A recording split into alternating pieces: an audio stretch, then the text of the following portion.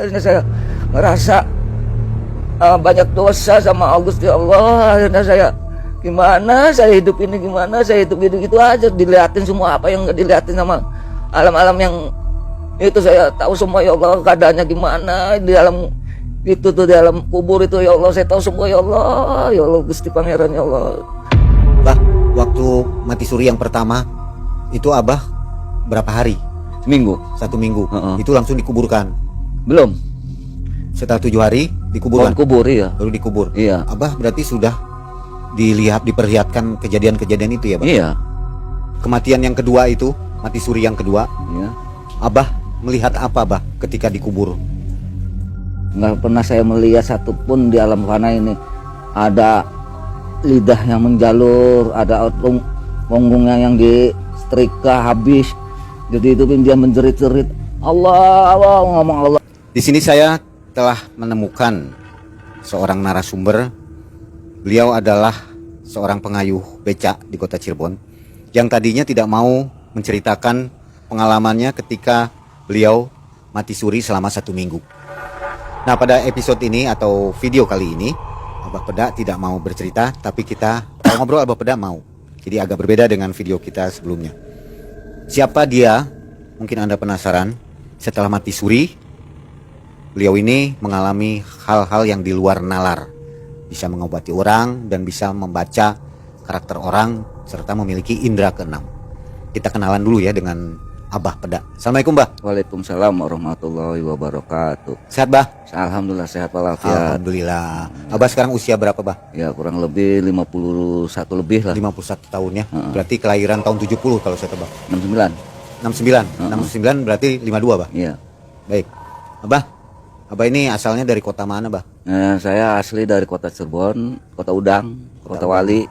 Lahir di Cirebon. Dan lahir di Cirebon di Jalan Kesambi, dekat rumah sakit Jati. Iya. Nah, saya waktu itu ya kehidupan yang urakan lah, serba urakan, karena waktu itu saya tuh nggak mengenal agama, tidak mendidik agama Islam sama orang tua saya. Ya saya maklum lah, saya kan nggak dididik tapi saya ugal-ugalan sama orang tua, udah lepas kontrol, lepas segalanya. Bimbingan orang tua saya angkat tangan, keadaan saya karena saya keadaan kayak gitu. Pokoknya orang-orang nakal lah saya dulu tuh, berkelahi apa segala macam tuh. Nah, akhirnya saya tuh ngikutin minum-minuman keras apa segala macam sama teman-teman saya, ke diskotik, ke Lembah Hitam lah gitu. Teman saya ngajakin trek-trekan, trek motor. Alhamdulillah saya nggak apa-apa, teman saya meninggal waktu SMP itu. Nah, saya gitu lagi sampai kaki saya ini patah. Alhamdulillah sembuh lagi. Saya nggak mau tetap nggak tobat-tobat waktu itu tuh. Nah, waktu itu saya tuh minuman lagi apa sama teman-teman saya. Waktu itu minumannya brandy, top motor, whisky, Donald, Genever, model-model minuman itu. Waktu itu kan minuman itu kan harga murah. Terus di warung-warung, toko-toko itu banyak. Akhirnya kan saya minum lah dengan teman-teman, pesta-pesta apa. Nah, akhirnya kan kehidupan saya udah nggak karuan, orang tua saya udah nangis aja, nggak bisa ngandalin saya. Saya ini seorang yatim dulu tuh, jadi nggak ada didikan dari bapak saya waktu kecil tuh. Karena ibu saya kerja, saya kayak gini. Nah, akhirnya saya terjerumus kayak gitu, akhirnya saya minum minuman. Nah, akhirnya saya overdosis, dilarikan ke rumah sakit. Dan ini nyatakan saya koma. Nah, di koma ya saya tuh di ruang ICU, saya nggak ingat apa-apa. Terus saya dibawa sama orang dua, dibawa jalan-jalan kemana aja yang saya nggak pernah saya lihatin semua. Ibaratnya di alam kubur, yang saya nggak tahu itu alam kubur atau alam apa. Keadaannya ya auzubillah min dzalik, ya Allah, kata saya itu sampai saya nangis keadaan kayak gitu tuh. Ya Allah Gusti, jangan seperti saya, ya Allah, ampuni dosa-dosa saya, ya Allah. Saya melihat keadaannya kayak gitu, saya udah, ya Allah, ampunilah dosa-dosa kami, ya Allah. Akhirnya saya ngerasa banyak dosa sama Gusti Allah. Akhirnya saya gimana saya hidup ini, gimana saya hidup gitu aja, dilihatin semua apa yang nggak dilihatin sama alam-alam yang itu. Saya tahu semua ya Allah keadaannya gimana di dalam itu tuh, di dalam kubur itu ya Allah, saya tahu semua ya Allah Gusti Pangeran ya Allah. Saya nggak mau berbuat kayak gitu ya Allah, sampai saya doa terus sama Gusti Allah. Nah terus saya lihat ada orang yang pakaian hitam, pakaian putih. Terus saya tanya sama yang bawa saya, itu siapa? Dia tersenyum aja, tersenyum sambil tersenyum. Nah, akhirnya saya tanya lagi ke badan diri saya, gimana ya Allah, ini apa saya ini ya Allah? Apa keadaan saya begini ya Allah? Jangan sampai kejadian kayak itu ya Allah. Akhirnya saya ada yang berbentuk macan, ada yang berbentuk apa-apa, dimasukin, ini apa yang ada ininya, ini apa yang ada ini, itu namanya alam jin katanya. Oh, alam jin. Terus saya datangin lagi, ini alam apa? Ini alam kubur, alam siksa kubur. Auzubillahi min dzalik. Saya ngelihat alam kubur, ya Allah, saya jangan sampai 7 turunan anak keluarga saya jangan sampai kayak gitu ya Allah. Akhirnya saya lihat semua kejadian-kejadian itu. Akhirnya saya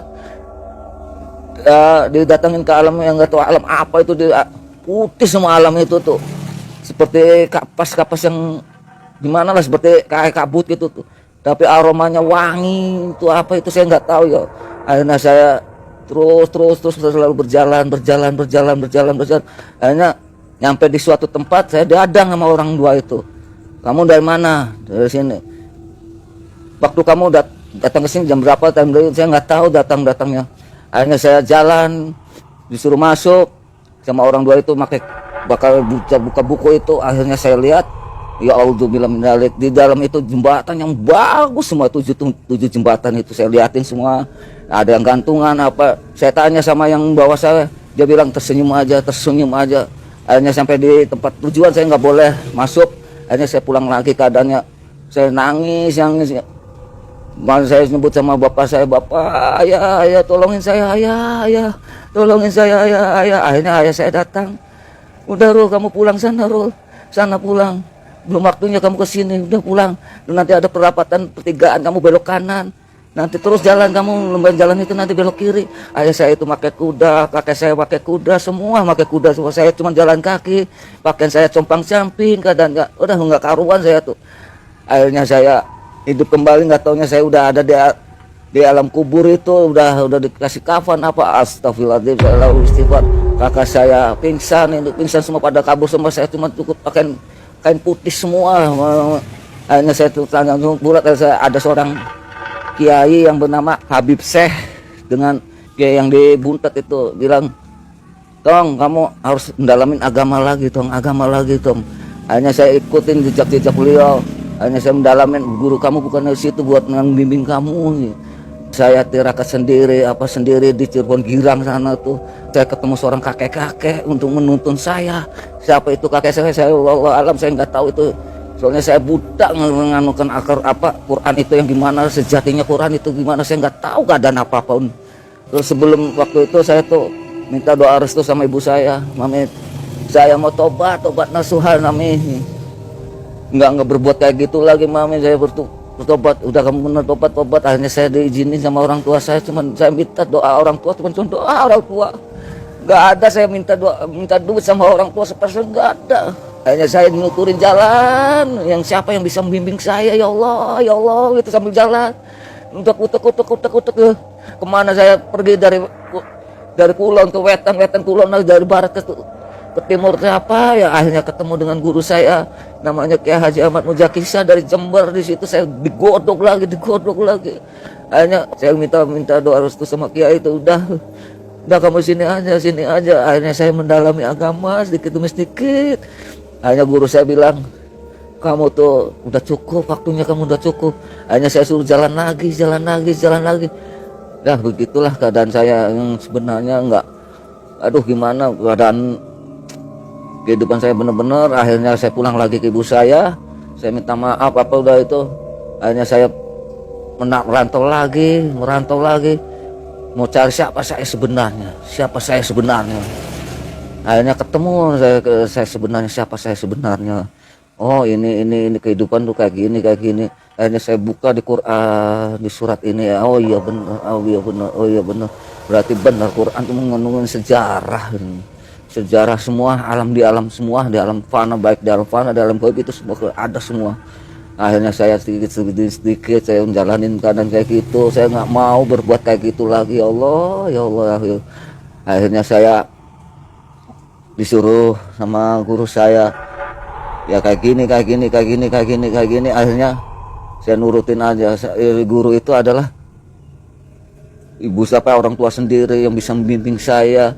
Makanya saya nggak mau terulang lagi sampai anak cucu saya nggak mau lihat kayak gitu lagi, keadaan kayak gitu lagi. Akhirnya teman-teman pada menjauhin saya karena saya udah kayak gitu, udah nggak mau kayak gituan lagi. Akhirnya saya buka pesantren, buka apa segala macam. Ya banyak yang mendolimin saya lagi, saya terima. Apakah ini dosa saya ya Allah? Gitu aja saya sebutnya Allah aja. Sebetulnya saya nggak mau mati duluan sebelum saya tobat tuh, mengampuni dosa-dosa saya yang udah menyakiti hati dan hati ibu saya yang telah melahirkan saya itu. Sampai ngena saya melihatnya di diri sendiri tuh, bukannya ke diri orang lain, bukan ke badan sendiri Pak. Makanya saya tuh nangis dan akhirnya saya ketemu bapak saya ngomong, bapak saya udah sabar nanti ketemu kamu ketemu. Hanya bapak saya itu biar beliau itu udah meninggal lama gitu, tapi tetap arwah bapak saya tuh masih ada di depan saya tuh, bimbing saya tuh, kakek saya itu selalu aja ngikutin.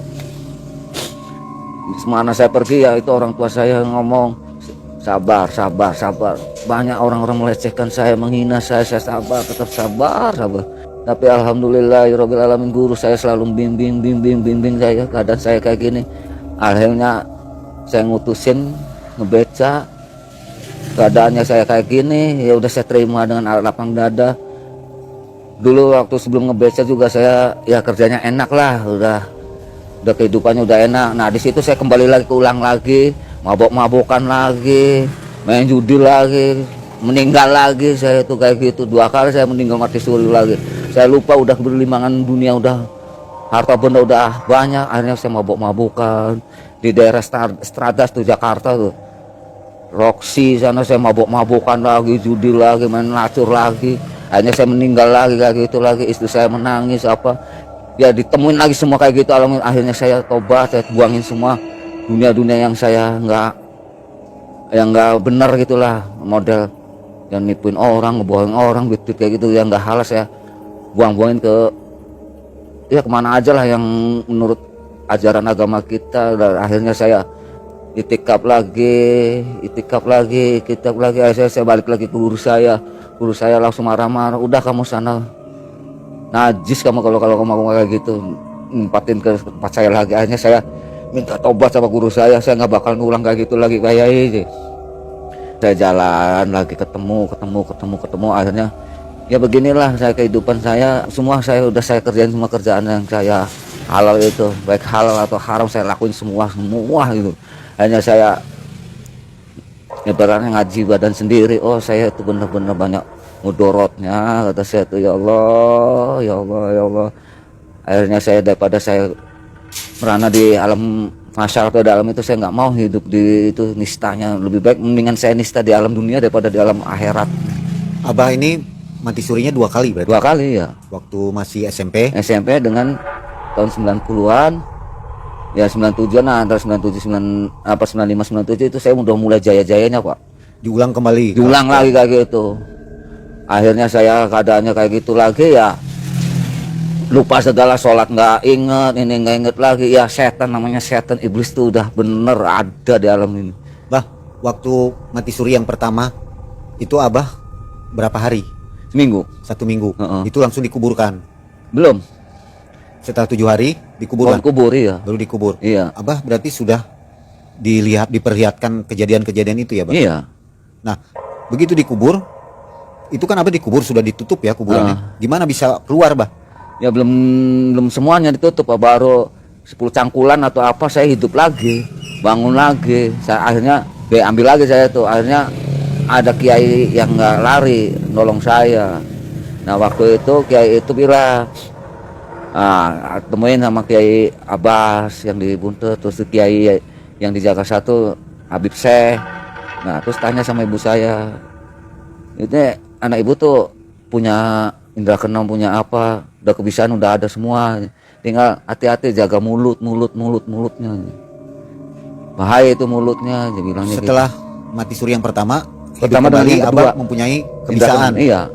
bisa ya apa melihat orang, Iya. indra keenam, bisa Iya. mengobatin orang juga. Ya insya Allah. Tapi setelah itu Abah nakal lagi ya, Bah ya. Dia nakal lagi, lupa lagi, udah berlimbangan harta lagi. Akhirnya kan saya berbuat gitu ya. Gimana ya? Dunia itu Pak, ya Fata Morgana, bener-bener Fata Morgana dunia itu tuh. Jadi kita jangan silau dunia lah kalau itu tuh. Kalau orang-orang yang silau dunia itu bahaya Pak. Lupa segalanya ya, contohnya diri sendiri Pak, bukan orang lain yang saya ceritain tuh. Akhirnya saya introspeksi diri. Sampai sekarang ya saya menerima apa adanya. Saya cuma mau belajar sabar, belajar segalanya lah, nggak mau berbuat kayak gitu lagi. Ya udah cukup sama diri saya sendiri, jangan sampai ke orang lain. Bila perlu kalau orang lain model kayak saya ya tolong insaf. Soalnya di alam sana itu auzubillah min dzalik, rabbil alamin. Makanya saya nggak mau kayak gitu lagi Allah. Abang ngelihat apa Bah waktu di kuburan? Ya semacam ada model kayak anjing-anjing itu, banyak anjing-anjing yang model kayak serigala itu yang bertanduk itu mau makan saya, akhirnya nggak mau. Nah terus ada seorang itu saya lewatin, itu sekumpulan binatang liar lah gitu. Ya, itu mau menyerang saya, mau makan saya, karena si izin Allah ya nggak apa-apa saya tuh. Terus ada seorang ada yang ininya bertanduk gitu mau menyerang saya, alhamdulillah. Apa ini alam apa ya Allah, ini Allah, saya sebut nama Allah aja, bukan nyebut ibu saya, bukan nyebut bapak saya, bukan Allah. Akhirnya nggak sengaja ya sebut nama Allah terus.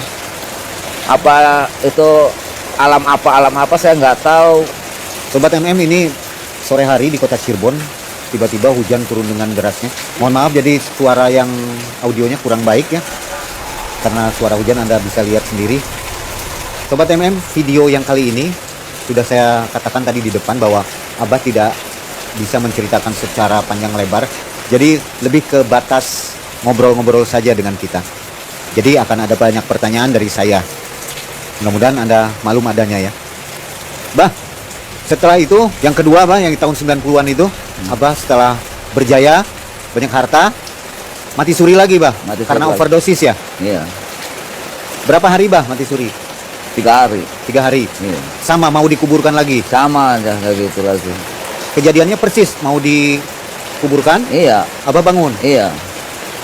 Berapa jam tuh setelah kematian? Ya nggak tahu saya, jam-jamnya saya lupa gitu tuh. Belum 1 hari belum ya Bah? Belum. Sama kejadiannya, akhirnya di situ Abah benar-benar kapok ya Bah? Kapok. Ya. Nah, dalam keadaan kapok itu, apa Abah mulai punya istilahnya punya kebisaan, punya ilmu Bah? Ya nggak tahu itu juga dengan saya nggak tirakat, nggak apa ya, mau ada aja, saya nggak tahu itu apa. Ya saya nggak pernah ngalamin tirakat temu ada bisa nolongin orang sedikit demi sedikit. Ya itu juga izin Allah. Akhirnya saya ya gimana lah, banyak dipindahin orang gini. Tapi saya ya gimana lagi ya.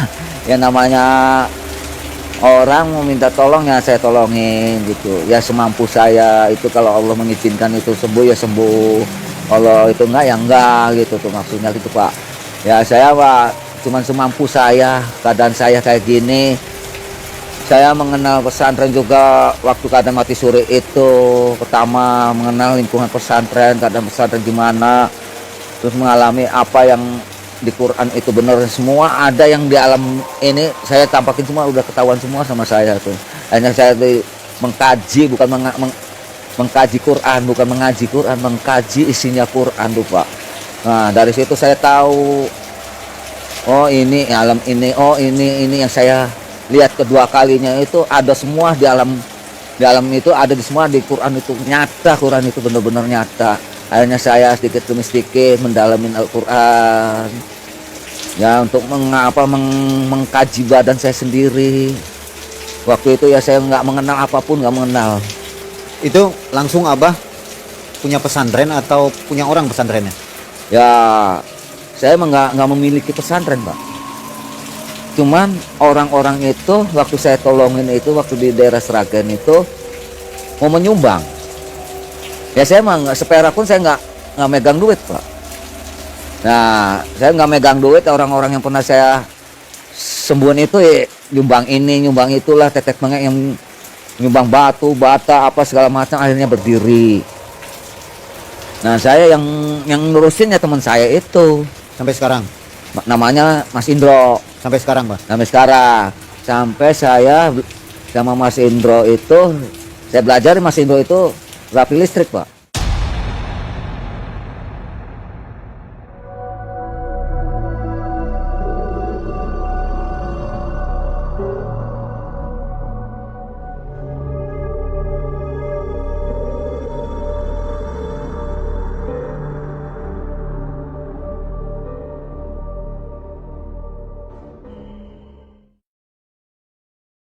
Tampaknya hujan sudah mulai reda, tapi udara dingin.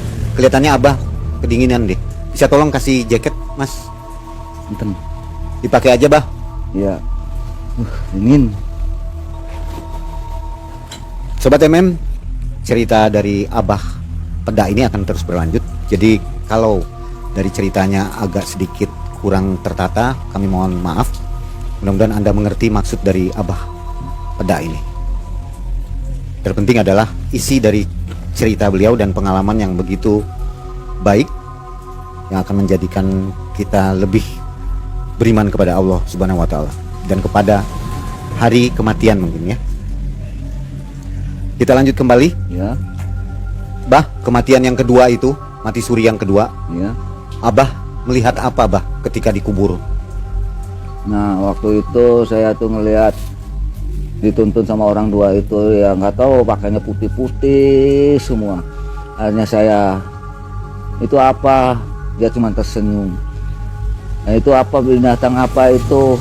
Dia tersenyum lagi. Ya macam kayak serigala, anjing serigala tapi bertanduk dua. Itu apa namanya? Diem aja, dia tersenyum aja orang dua itu. Akhirnya saya jalan lagi nuturin orang itu. Ada sinar di alam apa itu, gelap. Itu apa? Dia tersenyum lagi. Hanya saya masuk lagi, ada sinar lagi, masuk lagi. Itu alam apa? Wah, auzubillah min dzalik. Akhirnya saya, apa yang saya lihat di situ, auzubillah min dzalik, nggak pernah saya melihat satupun di alam fana ini. Ada lidah yang menjalur, ada punggungnya yang disetrika habis. Jadi itu dia menjerit-jerit, Allah, Allah, ngomong Allah, Allah aja sih, dia susah ngomongnya kayak gitu. Hanya saya nangis sendiri, lihat keadaan gitu, mengemas sendiri.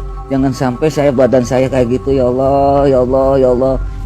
Jadi yang Abah lihat manusia-manusia yang disiksa kubur ada nggak, Pak? Ada. Seperti apa, Pak? Ya macam-macam Pak. Nah, ada yang auzubillah min dzalik ya, yang punya barang perempuan ditusuk, kayak tombak gitu tuh Pak. Ditusuk ininya, nah terus duburnya nih sampai tembus ke dubur gitu tuh. Terus ada yang menjerit, dikasih minuman gitu, minumannya auzubillah min dzalik, kayak minuman apa gitu, langsung sininya tulang-tulangnya hancur lagi. Itu apa, ya Allah, ya Allah. Akhirnya saya bersedih. Ada yang matanya melotot aja, nah, ditusuk matanya, jerit lagi, jerit. Ada yang disiram air, nangis, jerit-jerit gitu. Nggak taunya saya sadar, orang udah 10 paculan atau itu, saya hidup lagi. Hanya saya dituntun sama seorang kiai atau ustadz, saya nggak tahu. Hanya saya masuk ke rumah, dikasih tahu sama ajengan itu, saya dikasih pengarahan sama ajengan-ajengan itu, saya disuruh tirakat di Cirebon Girang. Nah nanti kata beliau, nanti apa yang Anda temuin insya Allah ketemu semua. Gitu, saya ingin tobat.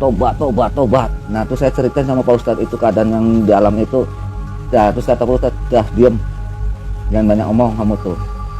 Nah Ustadz itu tahu siapa saya tuh.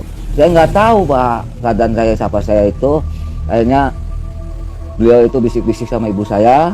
Hanya saya diizinin tirakat di sana, nyepi lah di suatu tempat, saya nyepi.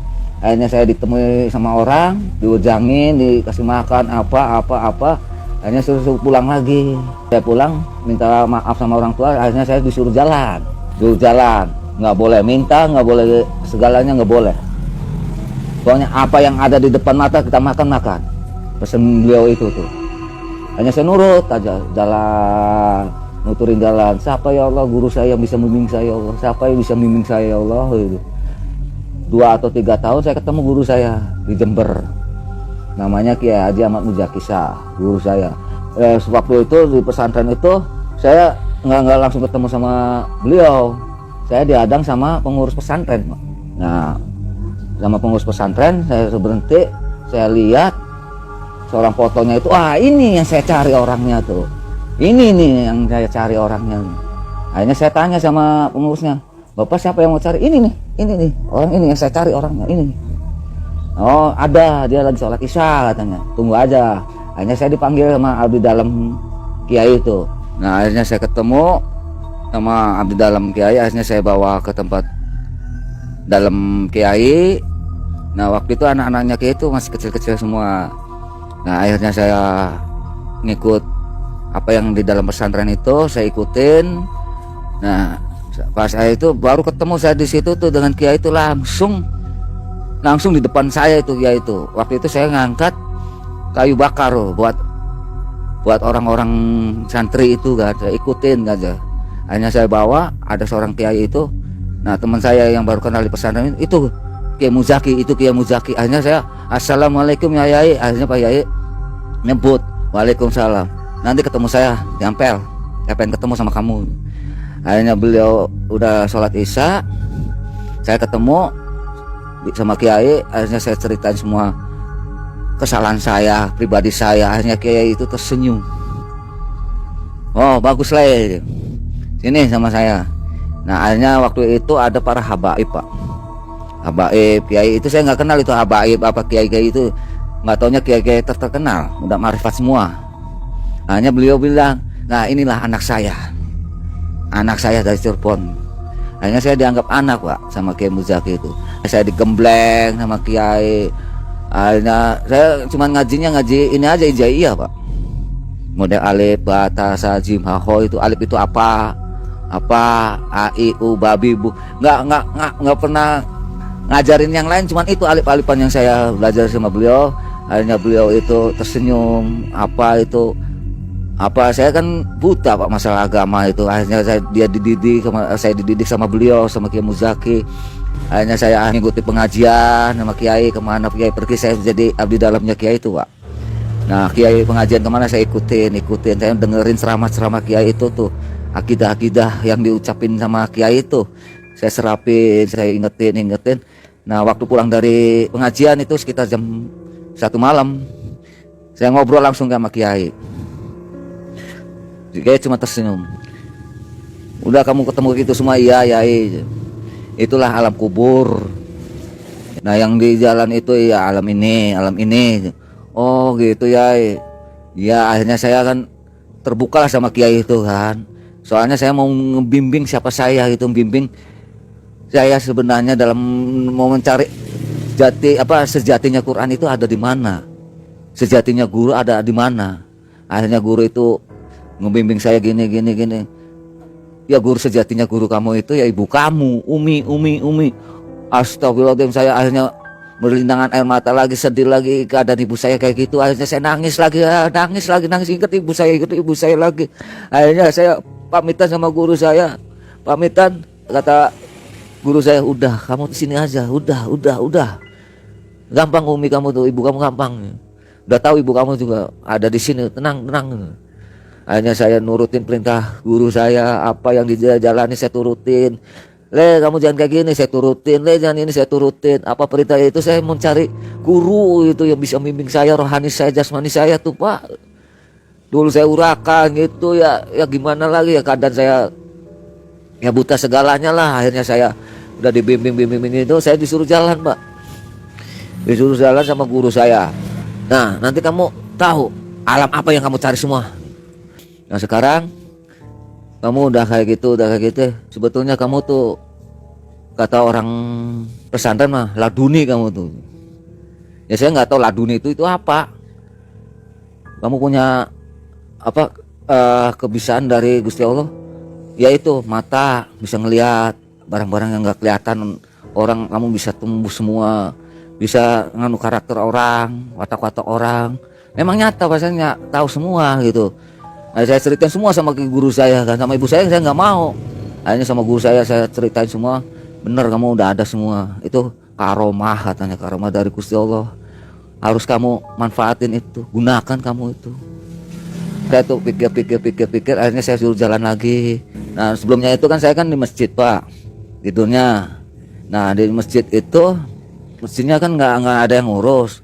Nah saya ngurus, saya minta alat-alat nyapuin di masjid itu kan, saya bersihin, saya ada di situ, saya koma di situ.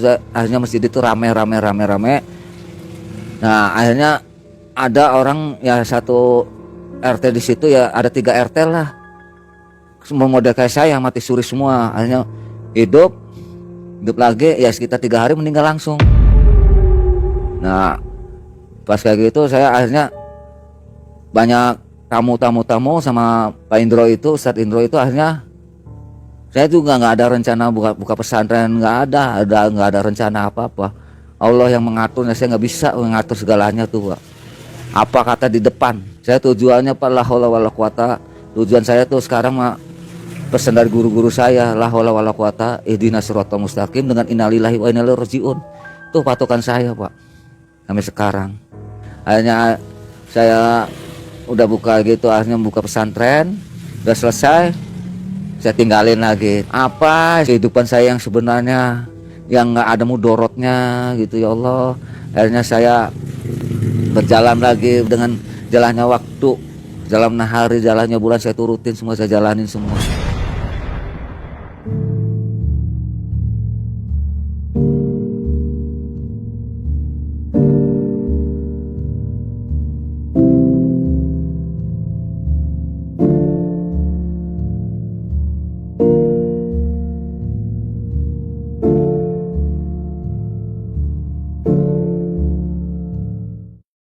Kehidupan Abah sekarang nyaman Bah ya? Maksudnya Alhamdulillah tenang gitu. nah, tenang. Meskipun tanpa harta bergelimang ya Bah. Nggak, alhamdulillah tenang, nggak ada pikiran yang sudon ke orang lain tuh. Saya nggak, tenang, nikmati hidup sekarang mah udah, nikmati hidup lah. Jangan kita nikmat apa dunia itu dinikmati saya, kita harus nikmati dunia itu. Yang nikmatin dunia itu maksudnya nikmati badan sendiri, suka nerima rezekinya, biar besar kecil ya kita terima, alhamdulillah gitu aja. Saya mulai sekarang mah jadi banyak kehidupan yang kelam yang dulu itu saya buang semua. Makanya saya buka lembaran baru lagi, sedikit demi sedikit. Ya ujian saya yang dulu itu buat ujian saya Pak, bukan orang lain yang itu. Yang di Sragen itu pesantrennya punya santri berapa Bah? Dulu ya kurang lebih 3.800. 3.800. Masih buka sampai sekarang? Nah sekarang waktu saya dengan istri saya ke sana, waktu tahun 2010 dengan istri saya, santrinya cuma 3 orang Pak sekarang. Habis? Iya. Nah warga di sana, Kang udah sini aja katanya. Ini lagi nanti saya kasih tempat, fasilitas lengkap, tolong makmurin desa sini lagi. Saya nggak mau. Saya nggak mau tergelimang harta lagi saya. Nanti takut ketiga kalinya saya nggak bisa hidup lagi, saya nggak mau. Saya ini banyak dosa Pak, makanya saya nggak mau gitu-gituan lagi itu. Itu kenapa tinggal 3? Pada kemana santrinya? Wallahu alam. Bubar? Ya tergantung kiainya, nggak tahu saya. Waktu dipimpin oleh Abah ramai ya? Ramai alhamdulillah. Ada berapa pesantren selain pesantren itu? Ada 3. Di daerah mana lagi? Di Pemalang 2, di Sragen 1. Yang sampai sekarang masih hidup di mana Pak pesantrennya? Ya semuanya masih, tapi ya santrinya dikit. Nggak seperti dulu Abah pimpinnya? Nggak seperti dulu yang saya pegang gitu tuh. Abah takut kembali lagi ke sana, takut bergelimang harta lagi. Nah iya, saya takutnya tuh Pak ya takut harta tata wanita, itu bahaya itu. Saya ngeri gitu, udah pengalaman yang 2 kali, masa jangan 3 kalinya jangan. Dan saya pikir gitu di badan saya sendiri. Takutnya apa, kalau udah mengenal gitu lagi udah parah lagi, nanti takutnya Gusti Allah murka pada diri saya sendiri tuh gitu. Makanya akhirnya saya apapun yang saya jalanin di alam ini ya alhamdulillah nikmatin aja Pak. Memilih untuk jadi tukang beca? Iya, lebih ya. Nyaman meskipun hasilnya tidak seberapa? Iya alhamdulillah Pak, daripada kita ya mohon maaf ya kalau kita yang itu banyak mudorotnya Pak. banyak yang duitnya nggak benernya. Putra Abah berapa sekarang? Saya belum punya putra. Oh jadi Dengan istri ini belum punya putra. hanya berdua dengan istri. Heeh. Di Yang rumahnya pertama berdua udah ya. meninggal istrinya. Jadi sekarang sendiri Abah ini. Ada istri di Beber. Yang meninggal siapa tadi Bah? Istri. Pertama. Heeh. Oh ini istri yang kedua. Heeh. Oke. Bah, setelah kejadian mati suri akhirnya Abah mempunyai kelebihan atau ilmu lah seperti diberi oleh Allah itu Bah ya. Heeh. Itu ilmu apa aja Bah? Ya modalnya ngelihat barang-barang goib yang nggak ditampakin kasat mata orang-orang itu yang nggak punya, ya alhamdulillah. Bukannya saya menyombongkan diri tuh Pak, mohon maaf, itu karomah dari Allah, hidayah lah ibaratnya, hidayah supaya saya insaf. Jangan sampai ketiga kalinya kayak gitu.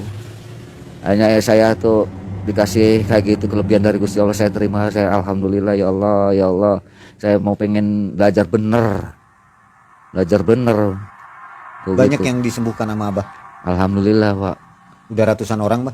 Wah, bukan ratusan lagi Pak, ribuan Pak. Ribuan orang yang Iya. sudah menerima pertolongan Abah ya atas izin Allah tentu Bah ya. Iya, ya saya mah yang nyembuhin, yang nganuin kan Gusti Allah, saya mah nggak bisa apa-apa Pak. Apa aja Bah orang-orang yang disembuhkan oleh Abah itu penyakit medis atau penyakit kiriman? Insya Allah medis dan non medis Pak. Abah bisa ini ya. Heeh. Tapi Abah tidak ingin banyak orang yang mengetahui Abah. Iya, Abah bisa mengobati orang Bah ya. iya, Tidak ada tarif ya Bah. nggak ada, Abah juga tidak mau. nggak mau tarif sekian mahar, ya nggak mau. Tapi kalau ada yang ngasih terserah itu Ya. juga ya. Bukan urusan Abah ya. Iya, ya besar sedikitnya kita alhamdulillah aja Pak, gitu tuh, terima apa adanya. Mohon maaf nih Bah, nanti kalau ada penonton kita yang ingin ketemu Abah boleh nggak Bah? Ya, insya Allah, Nggak apa-apa Bah ya. insya Allah. Bah, Abah ingin terus menjadi tukang beca atau ada keinginan lain Bah untuk profesi sekarang ini? Ya saya mah pengen buka usaha kecil-kecilan Pak. Mendingan saya nyari duit yang halal aja Pak. Ya ibaratnya kita bikin apa gitu, apa kreasi lah. Pengen buka apa Bah? Ya rencana saya mau bikin rak-rakan dari paralon, dari buah itu, keranjang buah dibikinin buat rak-rak gitu Pak. Nunggu apa Bah? Nunggu biaya atau nunggu modal? Ya itulah modal biaya itu. Kenapa Abah waktu itu milih jadi tukang beca? Nah waktu itu saya milih jadi tukang beca tuh Pak ya. Ya mohon maaf ya. Ya saya tuh waktu itu pengobatan gitu banyak mudorotnya. Akhirnya guru saya, keluar kamu dari situ, dolim, banyak kedoliman Pak. 3 kali kayak gitu. Akhirnya saya, bukan usaha kamu di situ, dari duit kamu bukan itu, cari yang benar, istiharoh kata guru saya itu. Dimana saya pergi itu guru saya mendampingin terus Pak. Wah akhirnya apa yang nggak banyak mudorotnya tuh, akhirnya saya pikir-pikir, pertama saya mulungin rongsokan tuh Pak, mulungin untuk menafkahi keluarga tuh. Akhirnya istri menerima apa ada saya, keadaan saya kayak gini, udah keadaan kayak gitu udah saya jalani semua, istri saya memaklumin lah keadaan saya kayak gini. Ya kalau ada yang minta tolong saya tolongin semampu saya, kalau nggak ada ya udah saya tetap aja ngebeca. Akhirnya saya ini nyaman buat ngebeca buat diri saya sendiri, terus bisa buat ibadah badan saya sendiri tuh, bisa ya enak lah, enjoy gitu. Kalau sama orang lain itu disuruh-suruh aja, saya nggak mau. Prinsip saya maunya bebas Pak, nggak mau ada paksaan apa, saya maunya dari hati ini menuruti mata hati saya Pak. Tadi juga Abah disuruh cerita di Malam Mencekam di channel ini. Nggak mau ya Bah ya? Iya karena ya ini mah cuman saya kasih pandangan pada orang-orang yang seperti pribadi saya, yang pernah mengalami seperti saya, yang belum mengalami ya tolonglah jangan berbuat kayak gitu lagi, tolong insaf. Ya, sobat Malam Mencekam, Abah ini mau bercerita, hanya ingin memberikan nasihat saja kepada kita semua. Sebelum berakhir, Abah mau kasih pesan apa buat kita Bah? Ya sahabat kita yang ada di sini, teman-teman kita, saudara-saudara kita yang ada di sini maupun yang di luar sana, ya tolong orang yang berbuat kayak gitu ya tolonglah dijauhi semua. Jangan dideketin, mendingan dijauhin. Lebih baik kita menjauh daripada mendekat. Itu azabnya Allah tuh ada. Audzubillah min dalik, udah cukup diri saya sendiri. Tolong jangan seperti saya, kelakuan saya, tolong ituin Pak. Tolong jangan semua saudara muslim setanah air semua jangan berbuat kayak gitu lagi lah. Amin. Cukup diri saya sendiri, jangan orang lain. Kalau perlu ya insaf Pak. Segera insaf. Kalau udah tahu azabnya Allah, audzubillah min dalik, baru orang ngerasakan Pak itu Pak. Azabnya Allah tuh gimana tuh. Di alam kayak gitu aja, di alam dunia juga ada Pak. Ya contohnya kita berbuat kasar pada orang lain, itu secara tidak sengaja ya amit-amit jalannya ngesot, stroke, itu udah kena azab sama Allah tuh. Tapi orang itu nggak ngerti tuh. Harusnya insaf. Oh iya, kelakuan saya dulunya kayak gini. Itu aja udah kena azabnya Allah. Tuh, baru setai kukunya sama Allah dikasih azab kayak gitu tuh. Belum nih alam kubur, di alam sana, audzubillah min dzalik. Di alam dunia aja, di alam fana aja kayak gitu, Pak. Sudah diperingati ya. Sudah diperingatin. Yang ininya menyen gitu, ya itu harus tahu, itu orang harus menyadari tingkah laku kita tuh gimana kepada orang lain tuh, Pak. Tapi banyak orang-orang yang nggak nyadar diri tuh, nggak ada, Pak. Ya. Itu aja, Pak. Ya. Sobat Malam Mencekam, luar biasa cerita dari Abah Peda ini. Beliau memberikan nasihat yang luar biasa kepada kita untuk segera memperbaiki tingkah laku kita di dunia ini, Pak, ya. Karena siksa kubur itu ada.